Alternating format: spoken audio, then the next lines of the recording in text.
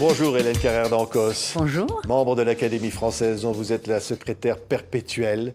Ravi de vous accueillir. On va parler de votre livre incroyable sur Alexandra Kollontai, une sorte d'héroïne russe absolument magique. Mais d'abord, cette histoire de carte d'identité. Je ne veux pas vous demander vos papiers, Hélène Carrère d'Ancos, mais... Une carte d'identité. Oui, mais vous avez protesté, j'allais même dire au-delà. Vous portez l'affaire en justice parce que la prochaine carte d'identité française va être écrite en français et en anglais.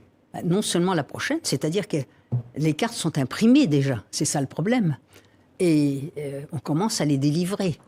Or, une carte d'identité, elle s'appelle carte nationale d'identité. Oui. C'est-à-dire c'est un document français. Et identité, ça veut dire c'est l'identité. C'est vraiment ce que nous sommes. Oui. Nous sommes des Français. Donc l'Académie, c'est une première. Porte l'affaire devant les autorités administratives et politiques du pays. Oui, mais ça, vous savez, l'Académie française qui existe pratiquement depuis 4 siècles, jusqu'à présent, quand elle estimait qu'il y avait un problème avec la langue, elle s'exprimait en faisant des déclarations. Maintenant, ça ne sert plus à grand-chose de faire des déclarations parce que tout le monde parle, donc on n'entend plus rien. Et véritablement, nous avons décidé qu'il fallait agir, et agir vite.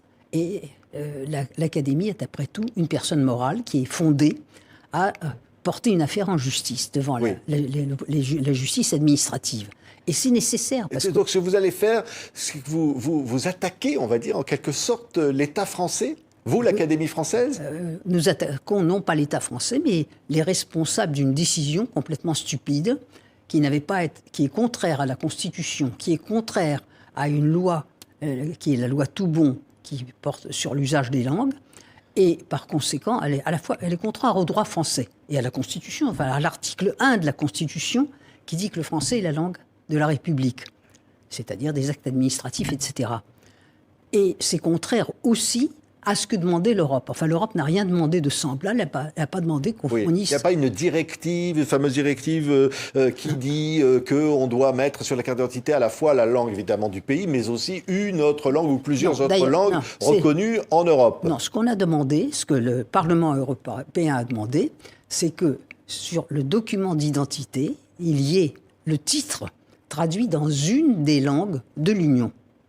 Moyennant quoi, quelqu'un s'est mêlé de traduire la totalité de la carte d'identité, ce qui était très injurieux, et contraire, une fois de plus, à l'article 1 de la Constitution. Et de surcroît, on a pris une seule langue, l'anglais, langue du pays qui est sorti de l'Union européenne. Oui. Et qui est parlé par 1% à peu près, officiellement 1% d'habitants en Europe. Absolument, mais en plus... Juridiquement, l'Union européenne ne comporte plus la Grande-Bretagne. C'est-à-dire, l'anglais est là par commodité parce que c'est une langue de communication, ça reste. Mais c'est justement une des langues de l'Union. Il n'est pas logique, on pouvait prendre l'allemand, on pouvait prendre l'espagnol, on pouvait prendre ce que vous voulez, mais une fois encore, ne traduire que le titre. Oui. Donc vous demandez qu'on arrête de produire ces cartes d'identité-là et qu'on ne produise plus que des cartes d'identité avec seulement le titre traduit. Absolument, c'est ce qui Dans quelle langue vous souhaitez, vous, Madame Carrère d'Ancos, que ce soit traduit ? Ça peut être traduit, ou ça peut rester en anglais. Moi, je pense que s'il y avait 2 langues, ça serait mieux, parce que c'est le plurilinguisme auquel nous sommes très attachés. On peut faire ça en allemand, en espagnol, en tout ce qu'on veut. Mais enfin, il faut cesser de se soumettre à l'idée qu'il faut être totalement anglophone et oublier la langue française. Oui, et aussi de se soumettre à l'Europe. Au fond, vous dites le droit français prévaut sur le droit européen ? Non, ce n'est pas une affaire de droit français. Là. Le droit, ce n'est pas une bagarre entre le droit français et le droit européen. L'Europe demande quelque chose de très simple. Ça, on peut le comprendre, que les gens aient une carte qui soit compréhensible partout, c'est-à-dire qu'on comprenne de quoi il s'agit. Si on met le titre dans une des langues de l'Union européenne, ça suffit. Oui.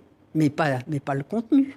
Et donc vous demandez à Jean Castex, le Premier ministre, de vous répondre. Il ne vous a pas répondu encore ? Il ne m'a pas encore répondu. Le malheureux, je dois dire qu'il a reçu ça pendant les vacances de Noël, qu'il est confronté à des tas de choses. Mais enfin, j'attends, ça va venir, il n'y a pas de problème. C'est-à-dire, vous pensez qu'il va vous donner raison ? Alors ça, je ne sais pas. Je ne peux pas me mettre à sa place. Ou je suppose qu'il consulte et qu'il répondra en ayant bien réfléchi. Alors, de 2 choses l'une, où il estimera qu'il peut désavouer je ne sais qui. Oui. Puisque Et il peut désavouer toute l'Académie française, les 40 de l'Académie française? Non, il ne s'agit pas de désavouer l'Académie française. Tout ce qu'il peut faire, c'est désavouer la personne qui a fabriqué, qui a pris la responsabilité de cette décision. L'Académie française, il peut tout juste dire, écoutez, je ne peux pas parce que, etc. À ce moment-là, on le lui a dit, on aura le regret d'aller en justice devant les... C'est-à-dire, vous auriez un recours, jusqu'au bout, en fait, vous êtes déterminé. Ah, mais il n'y a pas de problème là-dessus. Simplement, il était courtois, avant de lancer le recours, de laisser la chance au Premier ministre de régler l'affaire tout à fait pacifiquement, en reconnaissant que c'était une disposition contraire à la Constitution, contraire à la loi Toubon, n'était pas acceptable. Oui, alors que ça ne sera pas rétroactif si ça change, c'est-à-dire que ceux qui ont déjà reçu une carte comme ça vont la garder. Va bien. On verra comment ça se passera, mais moi j'attends la suite de l'histoire, parce que ça va être très intéressant. C'est intéressant aussi pour l'Académie qui a décidé que... L'Académie, elle est moderne. Quand on a près de 4 siècles, on s'adapte. Elle a constaté qu'aujourd'hui, il ne servait à rien de faire des discours, de faire des proclamations, d'écrire des déclarations, qu'il faut des actes. Et bien l'acte, il est là. Oui, c'est-à-dire qu'au fond,